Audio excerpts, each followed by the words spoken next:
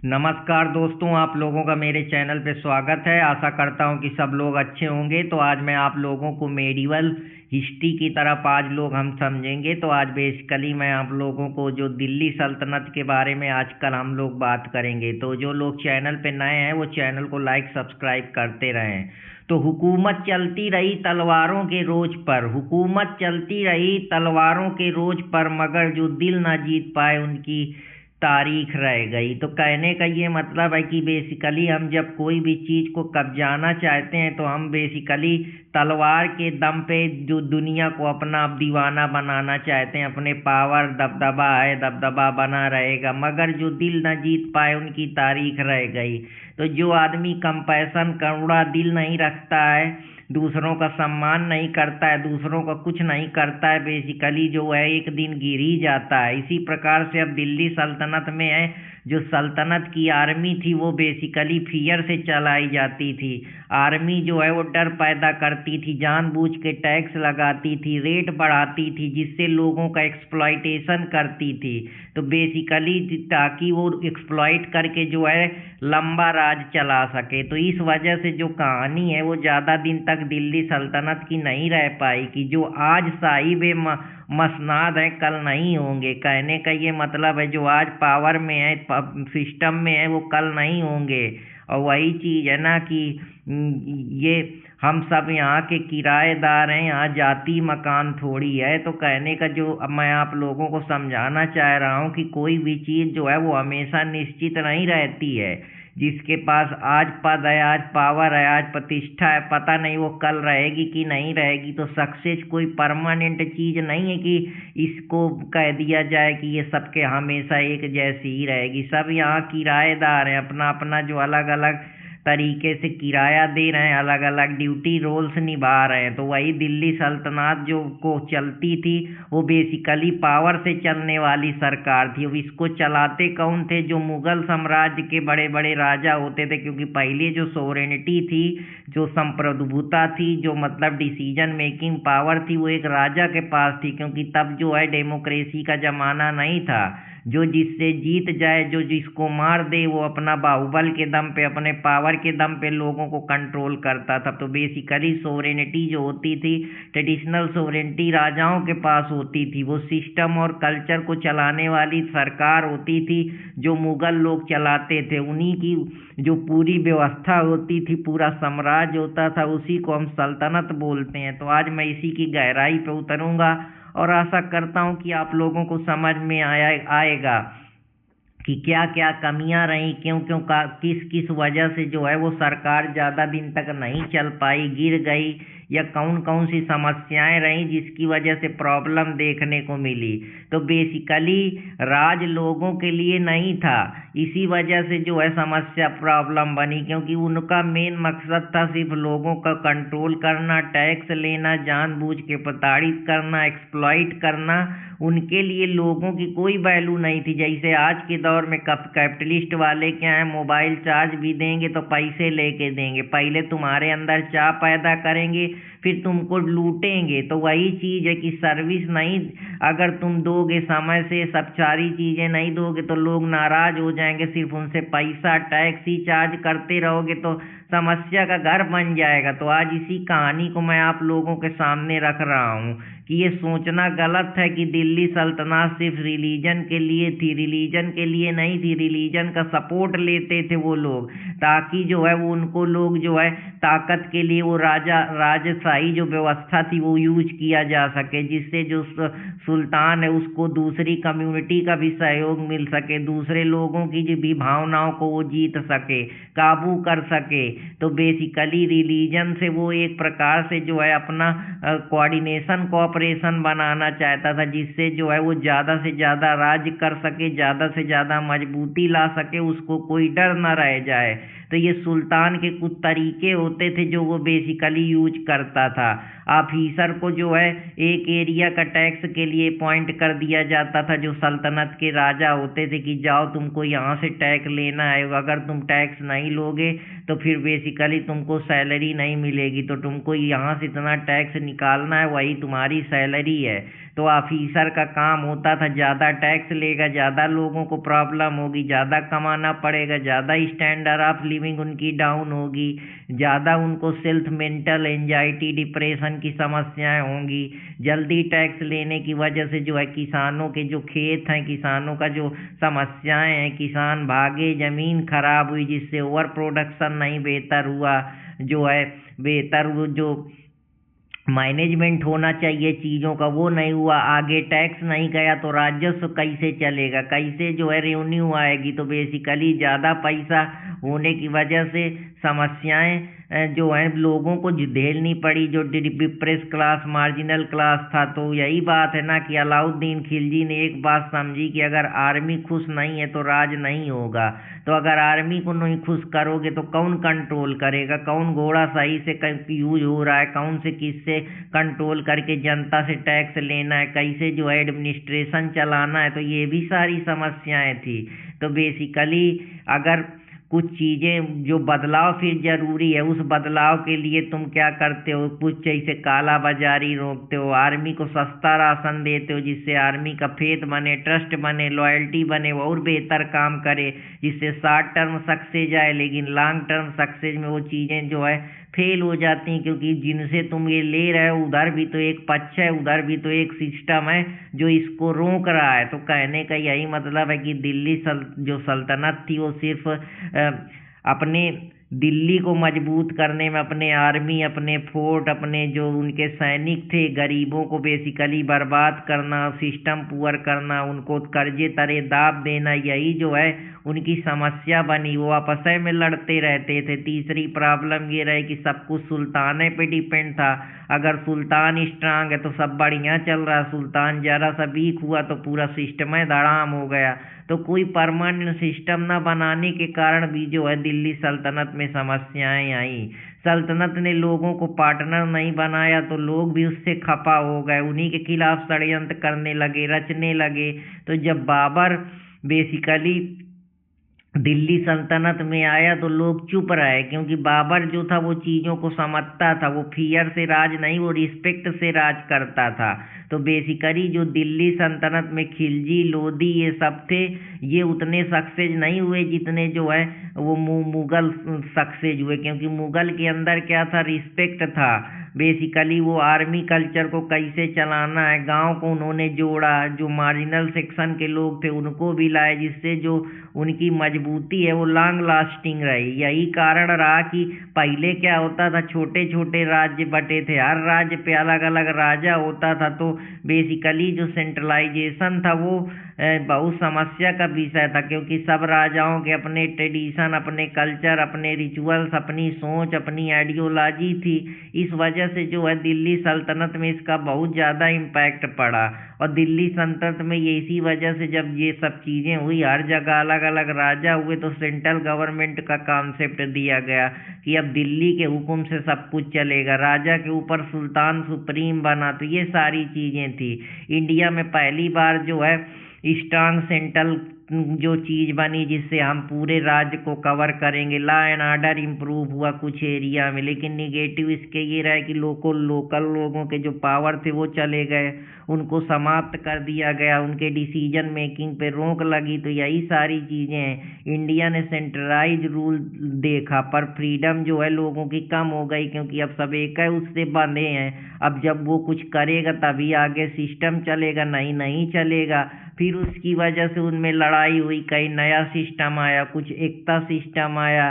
फिर ऑफिसर जो होते थे वो अमीर होते थे। पॉजिटिव यही थे कि परमानेंट ऑफिसर का जो कॉन्सेप्ट आया, उन पर्सियन में उनके रिटेन रिकॉर्ड रखे जाते थे। तो बेसिकली ऑफिसर लोगों के लिए नहीं थे, सुल्तान अपने काम के लिए इनको यूज करता था। इसकी वजह से जब सुल्तान ज़्यादा देख रेख करने लगा, सब सेंट्रल से चलने लगा, करप्शन पैदा हुआ। फिर उसके लिए सिस्टम बनाया गया, पर लोग जो हुए वो फ्रेंडली नहीं रहे, जिससे कैश का इधर घूसखोरी होना, मार्केट को कंट्रोल करना, काला बाजारी करना, टैक्स जो है कम लेना। तो ये सारी समस्याएं फिर या इसी की वजह से जो रेट हैं वो फिक्स करे गए, काला बाजारी को रोका गया, शहरों में ट्रेड बढ़ा, करेंसी का यूज बढ़ा। तो ये सारी समस्याएं जो हैं देखने को मिली। कुछ जगह इरिगेशन शुरू करे गए, लैंड मेजरमेंट शुरू करे गए, जबकि निगेटिव इसका ये हुआ कि ज़्यादा टैक्स होने की वजह से किसान एक्सप्लॉइट हुए, ज़मीन छोड़ के भागे, जिससे उनको लॉस हुआ, रेवेन्यू का डिस्टर्बेंस हुआ, एग्रीकल्चर बेस वीक हुआ। यही दिल्ली की सब कमजोरी रही। हिंदू मुस्लिम इंटरेक्शन तो बढ़ा, पर नई क्लास बनी अमीर की, जो कहीं ना कहीं दिक्कत करी जो मिडिल क्लास के लोग थे। इसकी वजह से जो इंडिया इस्लामिक कल्चर का स्टार्टमेंट हुआ, लैंग्वेज मिक्स हुई, तो उर्दू को बेस बनाया गया, तो समाज जो है उससे डिवाइड हो गया, कास्ट सिस्टम टूट नहीं पाया। तो ये सारी चीज़ें हैं जो देखने को मिली।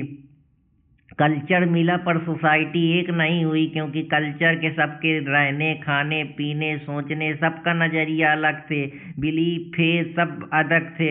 मस्जिद मदरसों बनाए गए, इस्लाम इंस्टीट्यूशन लेवल पर आया, तो यही इसका पॉजिटिव रहा। लेकिन जो सूफी संत के बीच में हारमनी बढ़ी, साथ ही साथ भक्ति मूवमेंट को भी पुश मिला, क्योंकि दोनों के मिल जाने से ये चीज़ें संभव हुई।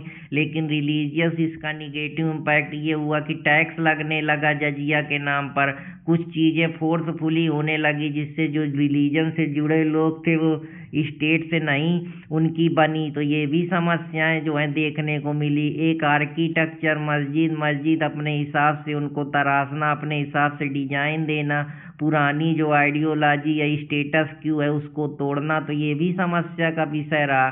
कुतुब मीनार हो गया, डोम हो गए, ये सब एग्जाम्पल है। पॉजिटिव में नई आर्ट स्टाइल बनाना, नए पर्शियन तरीके से इंडियन आर्ट को मिक्स करना, नए आर्ट के गुम्बद बनाना। लेकिन निगेटिव ये रहा कि ट्रेडिशनल आर्ट को कम सपोर्ट मिला, तो नई कल्चर बनी जो आज आज भी दिखती है। तो ये उसके कुछ पॉजिटिव इम्पैक्ट हैं, जैसे घोड़े वीपन बेटर हुए, मैंगलोज को रोका, तो ये सब चीज़ें आर्मी पर ज़्यादा खर्चा करा, जिसकी वजह से ज़्यादा सिक्योरिटी ज़्यादा मजबूती स्टेट को मिली। इकोनॉमिक प्रेशर जो है वो बढ़ा, आर्मी स्ट्रांग हो गई, तो ज़्यादा खर्चा, ज़्यादा उसके लिए पैसा देना, ज़्यादा उसके रख रखाव के लिए रुपया खर्चा करना, तो इकोनॉमी वीक हुई।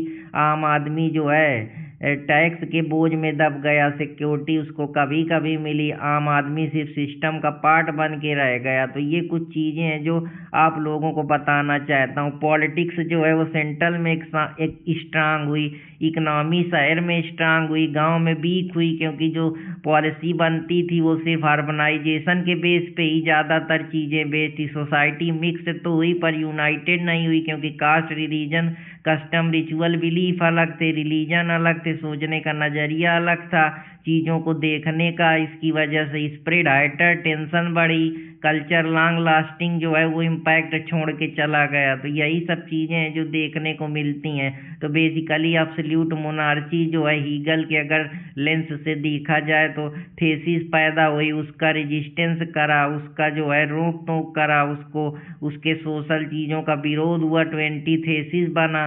फिर नई चीज़ का जो है वो कभी अचीव ही नहीं हो पाया, क्योंकि पहले जो है पूरी दिल्ली सल्तनत धड़ाम हो गई, क्योंकि उसमें राजा अपनी सेल्फ रिस्पेक्ट के लिए आपस में लड़ते थे। उनका और भी रीजनल जो छोटी छोटी हुकूमतें थी वो जन्म लेना शुरू हो गई, उनकी सिक्योरिटी इतनी वीक थी, एक सेंट्रलाइज सिस्टम होने की वजह से मैनेजमेंट बेहतर नहीं था।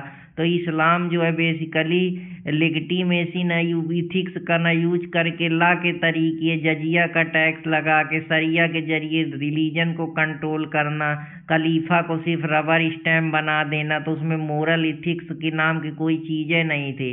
कंट्रोल के जरिए बेसिकली वो लोग शासन करना चाहते थे। इंस्टीट्यूशन वीक थे, ट्रस्ट बचा नहीं था, सोसाइटी अनप्रिपेयर्ड थी, डिवाइड थी, कल्चर क्लैश थे, यही सारी समस्याएं थी।